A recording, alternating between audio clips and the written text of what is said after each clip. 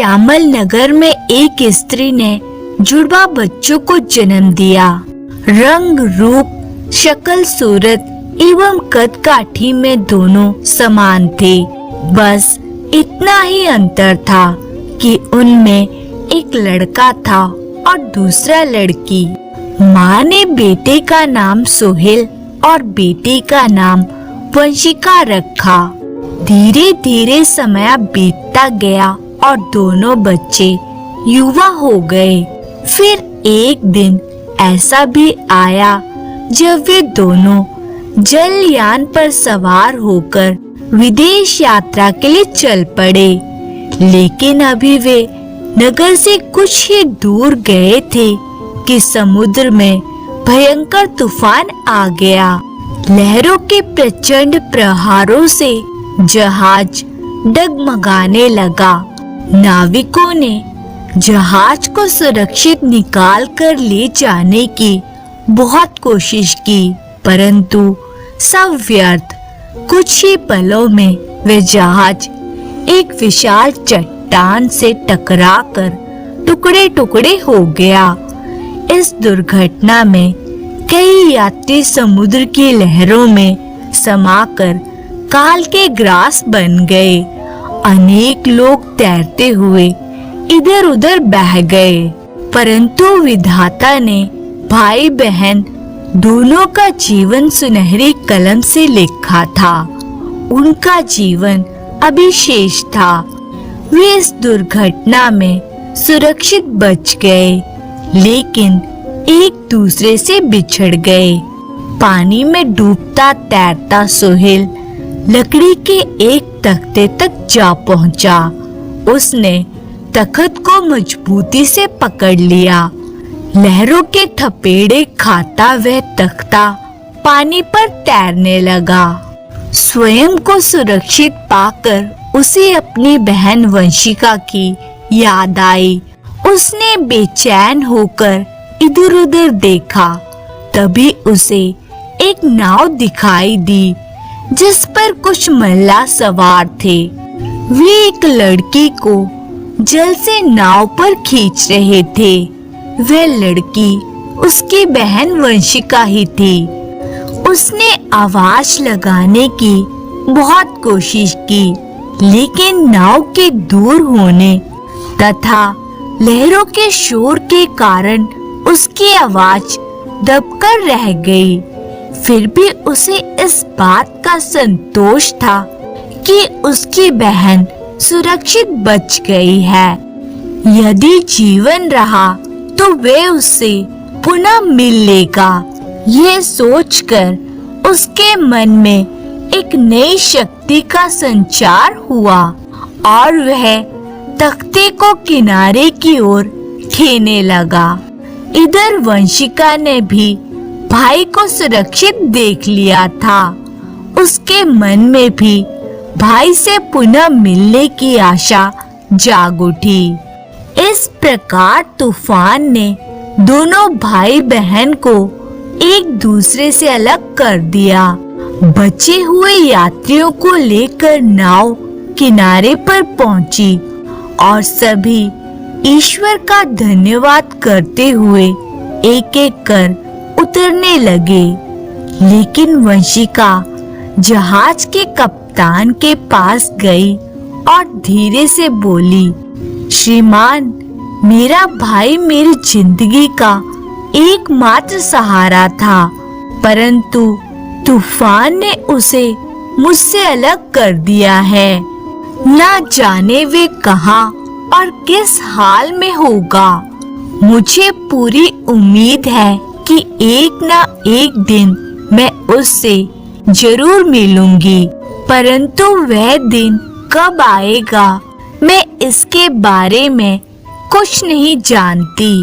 कप्तान साहब, क्या आप बता सकते हैं कि मुसीबत की इस घड़ी में मैं कहाँ जाऊं और किसके पास रहूं? कप्तान दोनों भाई बहन को पहले ही दिन से पिता के समान चाहने लगा था। उसने वंशिका के सिर पर हाथ फेरा और प्रेम भरे स्वर में बोला, बेटी, मैं जहाज का कप्तान हूँ। मेरा कोई ठिकाना नहीं है, आज यहाँ तो कल वहाँ। मेरी सारी जिंदगी इसी प्रकार सफर में निकल गई है, इसलिए चाहकर भी मैं तुम्हें अपने पास नहीं रख सकता। लेकिन तुम पास के द्वीप पर चली जाओ, वहाँ ओमन नाम का बड़ा ही धर्मात्मा और दयालु राजकुमार रहता है। वह युवा है, फिर भी अभी तक उसने विवाह नहीं किया है। वंशिका बोली, क्या मैं जान सकती हूँ कि उसने विवाह क्यों नहीं किया? तो बेटी, उसका कारण यह है कि वह राजकुमार आर्या नाम की एक युवती से प्रेम करता है। वह भी उससे बहुत प्रेम करती थी। आर्या का एक छोटा भाई था, वह उसे अपने प्राणों से अधिक प्रेम करती थी। लेकिन 6 महीने पूर्व उसका भाई रोगी होकर काल का ग्रास बन गया। भाई की मृत्यु ने उसके मन पर ऐसा गहरा आघात किया कि उसने स्वयं को एक कमरे में बंद कर लिया। तभी से वह सभी सुख त्याग कर उस कमरे में बंद रहती है। वे कभी भी अपने दिल से भाई की याद को निकाल नहीं सकी। यही कारण है कि वे ना तो किसी से मिलती जुलती है और ना ही स्वयं पर किसी पर पुरुष की छाया पड़ने देती है। इसी के चलते उसने स्वयं को राजकुमार ओमन से दूर कर लिया।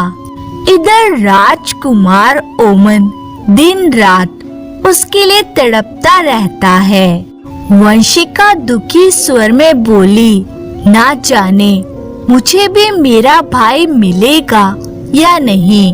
कप्तान साहब, आपने जिस आर्या के बारे में बताया है, मैं भी उसकी तरह भाई के विछोह से दुखी हूँ। यदि आप मुझे उस तक पहुँचा दें, तो मैं आपका उपकार कभी नहीं भूलूंगी।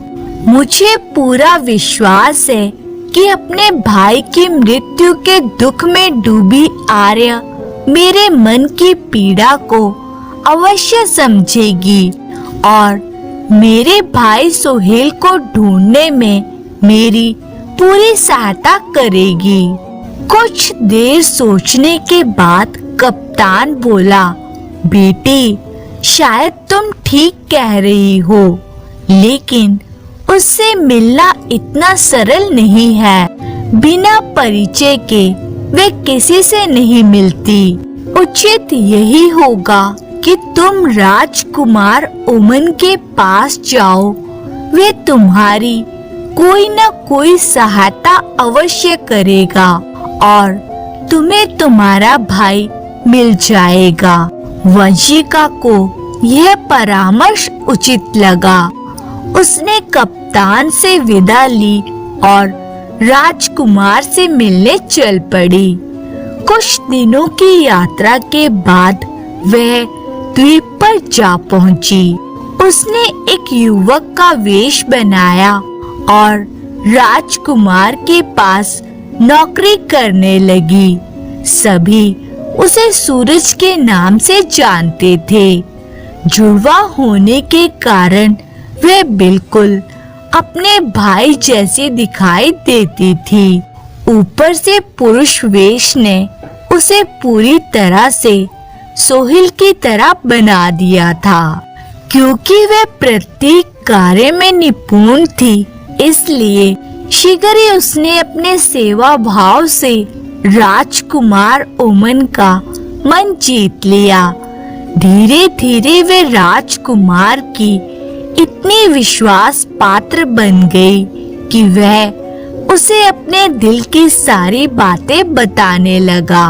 राजकुमार ओमन ने उसे अपने प्रेम संबंधों के बारे में भी विस्तार से बताया और उससे सहायता करने के लिए कहा। अब वंशिका स्वयं भी राजकुमार से प्रेम करने लगी थी।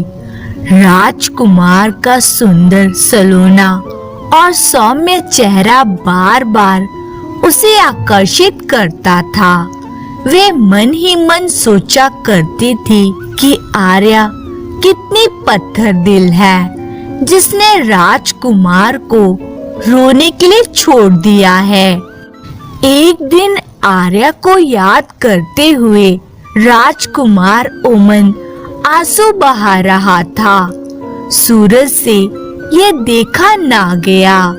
वे उसके पास आया और स्नेह भरे स्वर में बोला, आप दिन रात आर्य को याद करते हुए आंसू बहाते रहते हैं।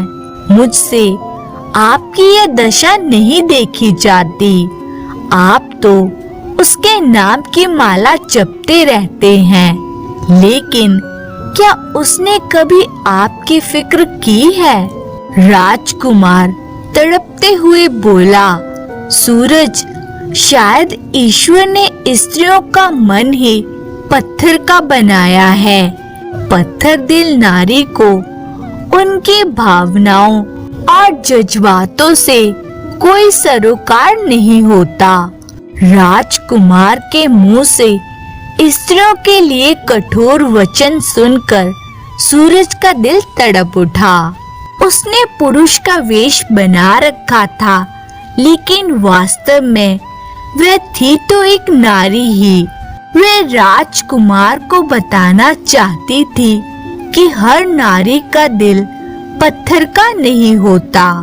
वे बताना चाहती थी कि उसके दिल में राजकुमार के लिए स्नेह युक्त भावनाएं हैं, लेकिन चाहकर भी वो ये सब बातें राजकुमार को नहीं बता सकती थी। राजकुमार पुनः बोला, इस दुनिया में स्त्रियों के प्यार पर विश्वास करना सबसे बड़ी मूर्खता है। सूरज बोला, राजकुमार, इस प्रकार नारी के प्यार का अपमान ना करें। आप नहीं जानते नारी का प्यार कितना महान होता है। यदि मैं स्त्री होता तो बता देता कि नारी का प्यार आसमान से भी ऊंचा और अनंत होता है। मुझे इसका बहुत गहरा अनुभव है। राजकुमार आश्चर्य में भरकर बोला, ये क्या कह रहे हो तुम सूरज? क्या तुम अपनी बात का प्रमाण दे सकते हो? राजकुमार, उचित समय की प्रतीक्षा करें। एक दिन में इस बात को प्रमाण सहित सिद्ध कर दूंगा। सूरज मेरे लिए आर्य ही प्रत्यक्ष प्रमाण है। यदि तुम उसके मन में मेरे लिए पुनः प्रेम उत्पन्न कर दो तो मैं तुम्हारी बात मान लूंगा। मुझे तुम्हारे अंदर वह शक्ति दिखाई दे रही है जिससे तुम आर्य को मोह कर मेरे पास ला सकते हो। मित्र, तुम उसके पास मेरे प्रेम का संदेश लेकर जाओ और उसे मेरी वास्तविक स्थिति से अवगत कराओ। मुझे पूरा विश्वास है कि उसका पत्थर दिल अवश्य पिघल जाएगा। यदि तुमने ऐसा कर दिया तो मैं तुम्हारा एहसान जिंदगी भर नहीं भूलूंगा। वंशिका के मन पर जैसे किसी ने तलवार से वार किया हो। जिसे वे दिलो जान से प्यार करती है, उसका प्रेम संदेश दूसरी युवती के पास ले जाने की कल्पना तक से उसका दिल टुकड़े टुकड़े हो गया। अपने प्रेमी को दूसरे के हाथ सौंपने की बात उसे अंदर ही अंदर बुरी तरह से कचोटने लगी। परंतु वे राजकुमार को दिल से चाहती थी। उसके लिए उसकी खुशी ही सबसे अधिक महत्व रखती थी। सच्चा प्यार भी वही होता है जिसमें आप अपने प्यार की अधिक परवाह करते हैं। इसलिए सीने पर पत्थर रखकर सूरज बनी वंशिका राजकुमारी आर्य के पास जा पहुंची और राजकुमार की व्यथा बताते हुए बोली, राजकुमारी, वे आपके बिना पल पल मर रहे हैं। उनकी आंखें हमेशा आंसुओं से भीगी रहती है। उन्हें ना तो खाने का होश रहता है, ना ही सोने जागने का। वे आपसे बहुत प्यार करते हैं। यदि आप उन्हें नहीं मिली तो वे ऐसे ही घुट घुट कर अपने प्राण त्याग देंगे। इसलिए आप उन्हें स्वीकार करके उनकी प्राण रक्षा करें। इसी में आपकी और उनकी भलाई है। आर्य के मन में प्यार का सागर उमड़ आया, किंतु ये राजकुमार के लिए नहीं था। सूरज की प्रेम युक्त बातों, कोमल आवाज और सौम्य चेहरे ने उसे मोहित सा कर दिया था। क्योंकि सूरज पुरुष वेश में था, इसलिए वे उसे पुरुष समझकर मन ही मन उससे प्रेम करने लगी। उस पर सूरज का जादू ऐसा चला कि वह भाई के दुख को भी भूल बैठी। उसने सूरज का हाथ पकड़ लिया और प्रेम पूर्वक उसे चूमने लगी।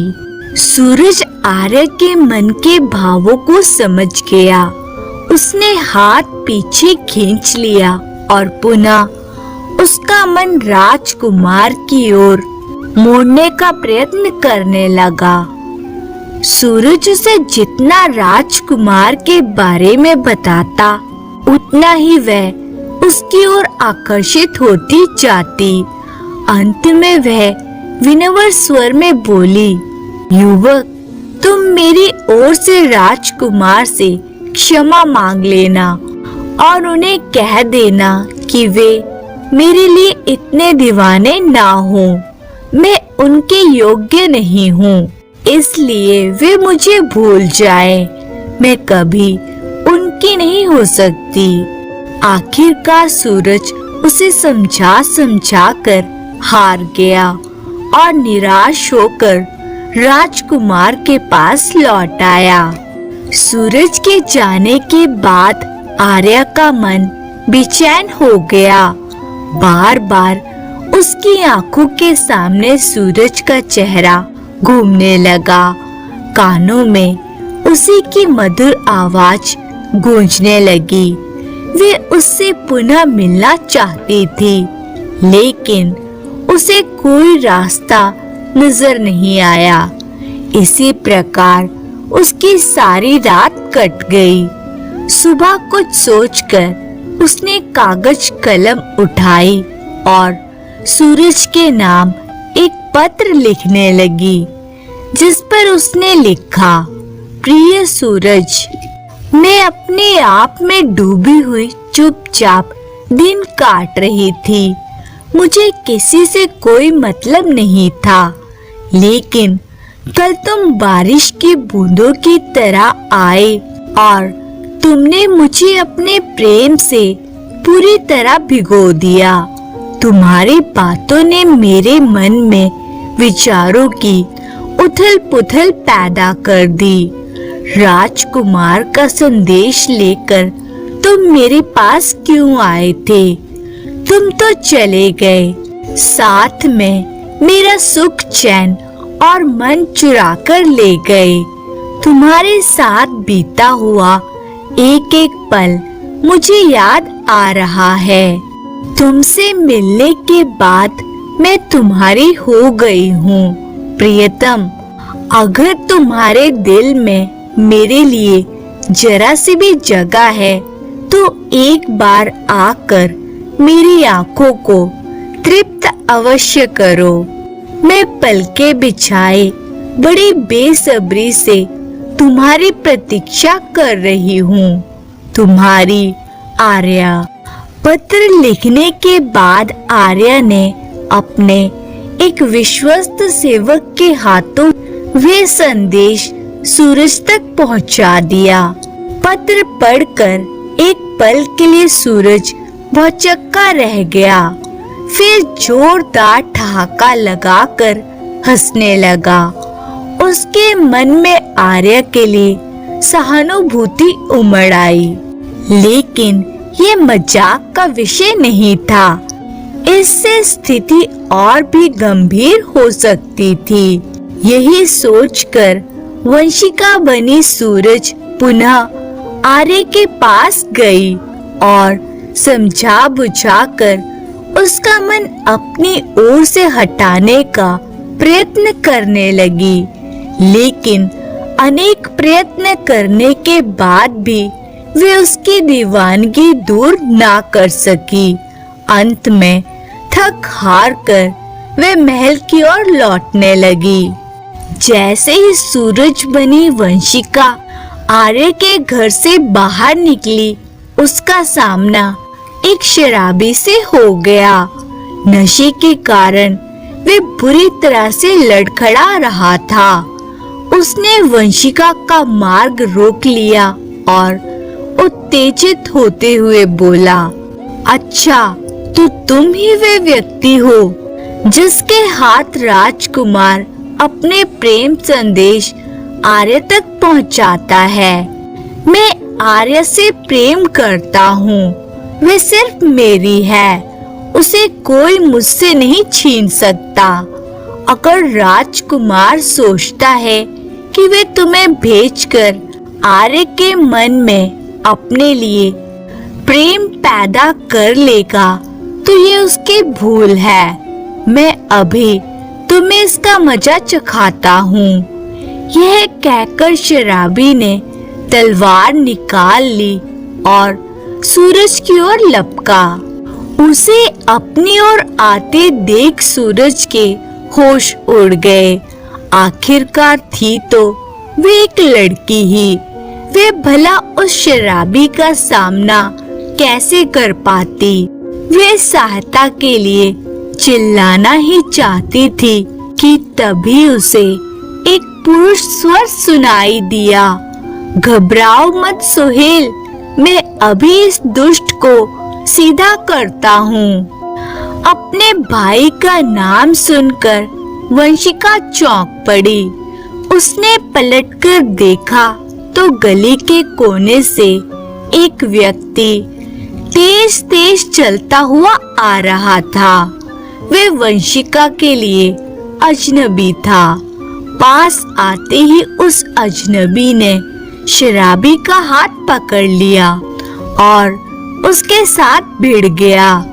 पलक झपकते ही उसने शराबी की तलवार छीन ली और उसे लात घूंसों से मारने लगा। अचानक घटी इस घटना ने वंशिका को बेसुध सा कर दिया। इससे पहले कि वह कुछ कर पाती, दो सैनिकों ने आकर अजनबी के हाथों में हथकड़ी पहना दी और उसे न्यायाधीश के पास ले जाने लगे। अजनबी चीखते हुए बोला, देख क्या रहे हो सोहेल, मेरी मदद करो। सोहेल, क्या तुम भूल गए मैंने तुम्हें समुद्र से निकालकर तुम्हारी रक्षा की थी। इस समय भी मैं तुम्हारी प्राण रक्षा के लिए ही इस शराबी से उलझा था, लेकिन मेरी मदद करने के बदले तुम चुप खड़े हो। अजनबी की बात सुनकर वंशिका जैसे नींद से जागी। धीरे धीरे उसके मस्तिष्क में सारी स्थिति स्पष्ट होने लगी। वे समझ गई कि यह अजनबी अवश्य उसके भाई का मित्र है। इसका मतलब यह था कि उसका भाई जीवित है। ये सोचकर उसका मन प्रसन्नता से भर उठा। लेकिन इससे पूर्व वे सैनिकों को कुछ कह पाती, वे उस अजनबी को घसीटते हुए वहां से ले गए। वंशिका ने इधर उधर देखा, तब तक शराबी भी वहां से 9-2-11 हो चुका था। कहीं वो शराबी लौट न आए, ये सोचकर वंशिका तेजी से आगे बढ़ गई। जैसे ही वंशिका गली से बाहर निकली, वैसे ही दूसरे छोर से सोहेल ने गली में प्रवेश किया। अभी वे गली के बीचों बीच पहुंचा ही था कि शराबी पुनः लौट आया। इस बार उसके साथ 2 हट्टे कट्टे गुंडे भी थे। उसने सोहेल को वंशिका समझकर घेर लिया और उसे झिड़कते हुए बोला, तूने मुझे अपने साथी के हाथों पिटवा कर बहुत बुरा किया। मैं तुझे नहीं छोड़ूंगा। देख मैं तेरी कैसी दुर्गति करता हूँ। ये कहकर तीनों गुंडों ने तलवारें निकाल ली और सोहेल पर हमला कर दिया। लेकिन सोहेल भी एक उत्कृष्ट कोटि का तलवारबाज और बड़ा ही चुस्त लड़का था।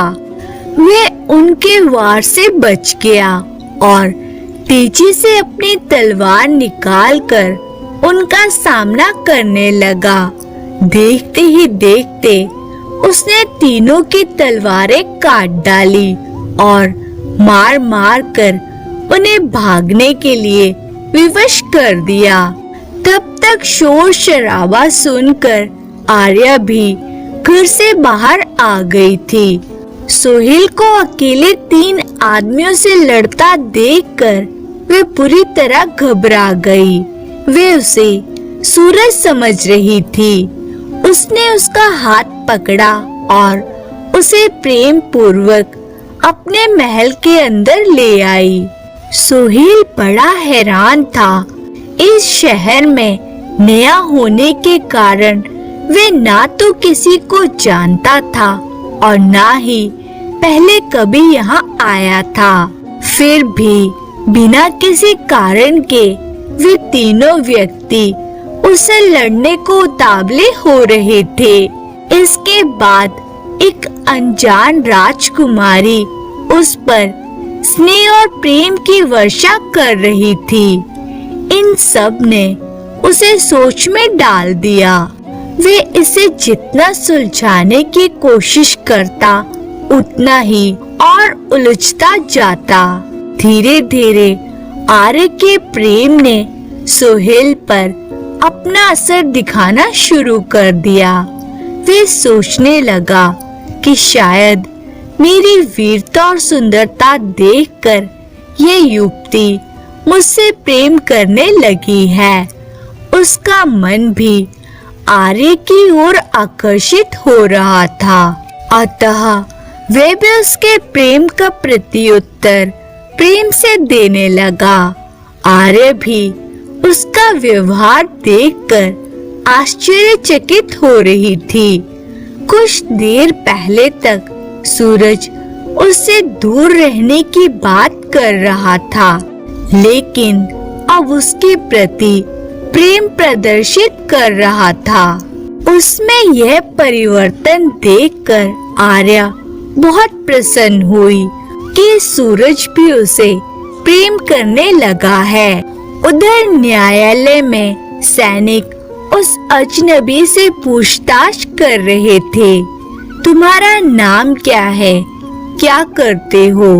मेरा नाम आर्यन है, मैं एक जहाज का कप्तान हूँ। तुम उस शराबी के साथ लड़ाई क्यों कर रहे थे?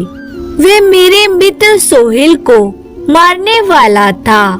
उसे बचाने के लिए ही मैंने उस शराबी से लड़ाई की थी। अगर वे तुम्हारा मित्र था तो तुम्हारे पुकारने पर वे कुछ बोला क्यों नहीं? वे भबकते हुए बोला, जब वे समुद्र में डूब रहा था तब मैंने उसके प्राण बचाए, उसे अपने जहाज पर शरण दी। आज भी उसे बचाने के लिए मैंने अपने प्राण संकट में डाले थे, लेकिन मुझे नहीं पता था कि वे मक्कार और धोखेबाज है। उसकी विनम्रता देखकर सैनिक बड़े प्रभावित हुए और उसे चेतावनी देकर छोड़ दिया। सोहेल की दगाबाजी ने आर्यन के तन बदन में आग लगा दी थी। वे उससे प्रतिशोध लेने के लिए तड़प रहा था। उसने निश्चय कर लिया था कि चाहे कुछ भी हो जाए, वे उसे सबक सिखाकर रहेगा। वह शीघ्रता से उस स्थान पर जा पहुंचा जहां से उसे बंदी बनाया गया था, लेकिन सोहेल का दूर दूर तक कोई पता नहीं था। उधर राजकुमार ओमन को चिंता हो रही थी कि सूरज अभी तक महल में वापस क्यों नहीं लौटा। जब बहुत देर हो गई तो उसे ढूंढते हुए वे आर्य के घर पहुंचा। घर के अंदर प्रवेश करते ही उसकी आंखें फटी की फटी रह गई। उसने देखा आर्य सूरज को अपने हाथों से खाना खिला रही थी। यह दृश्य देखकर राजकुमार का रोम रोम जल उठा। वे गरजते हुए बोला, सूरज विश्वासघाती, मैंने तुझे अपना राजदार बनाकर आर्य के पास भेजा था ताकि तू उसके दिल में मेरे लिए प्रेम पैदा कर सके, लेकिन तू अपने आप ही उससे दिल लगी करने लगा। ऐसा करते हुए तुझे लज्जा नहीं आई तो भूख से तड़पते हुए मेरे पास आया था। मैंने तुझे खाना दिया, नौकरी दी, यहाँ तक कि तुझे मित्र की तरह समझा, परंतु तूने मेरी पीठ में ही छुरा घोंप दिया। राजकुमार की बातें सुनकर सोहेल भी गुस्से से भर आया और बोला, कौन है तू जो इस तरह से मुझे अपशब्द बोल रहा है? लगता है तेरा दिमाग फिर गया है, इसलिए मुझे सूरज के नाम से पुकार रहा है। कान खोल कर सुन ले, मेरा नाम सोहेल है और मैं आज ही इस शहर में आया हूँ। सोहेल का स्वर इतना ऊंचा था कि बाहर खड़े आर्यन ने भी उसकी आवाज सुन ली। वे शीघ्रता से घर के अंदर आया और सोहेल से बोला, दुष्ट, मैंने तुझे अपना मित्र समझा और तूने मेरे साथ ही विश्वासघात किया। मैंने तुझे डूबने से बचाया था, यहाँ भी तुझे बचाने के लिए मैंने अपने प्राण संकट में डाले, लेकिन तू मक्कार और दगाबाज निकला। यह कहकर उसने सोहेल को पकड़ लिया और बाहर घसीटने लगा। इस कार्य में राजकुमार भी उसके सहायता करने लगा।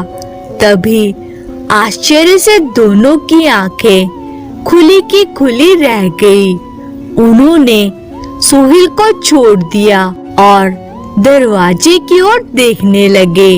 वहां से सूरज बनी वंशिका अंदर आ रही थी। उस समय भी वे पुरुष वेश में ही थी।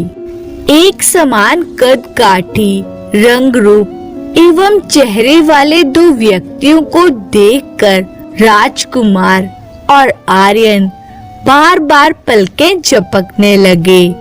दोनों में बाल भर का भी अंतर नहीं था। आर्य भी दुविधा में पड़ गई कि इसमें से उसका प्रेमी कौन है। उनके रहस्य को कोई नहीं जानता था। परंतु सोहेल और वंशिका एक दूसरे को पहचान गए।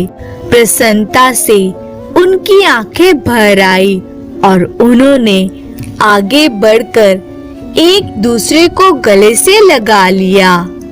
आस-पास खड़े लोग बड़े आश्चर्य के साथ उनके इस भावुक मिलन को देख रहे थे। वंशिका अपने भाई से बोली, भैया आप कहाँ चले गए थे? आज आपको जीवित देखकर मेरे सभी दुख और कष्ट समाप्त हो गए हैं। बहन, तुम्हें देखकर मुझ में भी फिर से प्राणों का संचार हो गया है। अब तक शांत खड़ा राजकुमार सोहेल के मुख से सूरज के लिए बहन शब्द सुनकर बुरी तरह चौंक पड़ा। वे धीमे से बोला, तो क्या सूरज पुरुष वेश में एक लड़की है? लेकिन इसने ऐसा क्यों किया? सूरज बनी वंशिका बोली, राजकुमार, ये मेरा भाई सोहेल है। जहाज दुर्घटना में हम एक दूसरे से बिछड़ गए थे। जिस व्यक्ति ने मुझे डूबने से बचाया था, उसने मुझे बताया कि सोहेल को ढूंढने में केवल आप ही मेरी सहायता कर सकते हैं। इसीलिए पुरुष वेश बनाकर मैं आपके पास सहायता के लिए आई थी, परंतु यहाँ आकर आपके सौम्यता, दयालुता और शालीनता ने मेरे मन को जीत लिया और मन ही मन मैं आपसे प्रेम कर बैठी। ये आप पर निर्भर करता है कि अब आप मुझे स्वीकार करें या नहीं, लेकिन मैं जीवन भर आपसे प्रेम करती रहूंगी। आखिरकार वंशिका ने अपने मन की बात कह ही दी। वंशिका के प्रेम को लेकर राजकुमार के मन में कोई संदेह नहीं था। उसने आगे बढ़कर उसे गले से लगा लिया। अब सोहेल की बारी थी। वे आर्या से बोला, जब मैं डूब रहा था तब आर्यन ने मुझे बचाया था। मैं इसका उपकार जिंदगी भर नहीं भूल सकता। हम दोनों वंशिका को ढूंढने के लिए ही इस शहर में आए थे, परंतु संयोगवश मेरी भेंट आर्या से हो गई। आर्या, मैं तुमसे प्यार करने लग गया हूँ। क्या तुम मेरे साथ जीवन बिताना पसंद करोगी? आर्या ने सोहेल का हाथ थामकर अपनी स्वीकृति दे दी। अब तक आर्यन भी सारी बात समझ चुका था। उसने सोहेल से अपने किए की माफी मांग ली। इसके बाद राजकुमार ओमन वंशिका को हेलो दोस्तों, नमस्कार। आप लोग को हमारे चैनल में स्वागत है। अगर आप लोग को हमारा कहानी अच्छा लगा हो तो लाइक सब्सक्राइब जरूर करें, साथ में कमेंट करें और शेयर भी करें। धन्यवाद।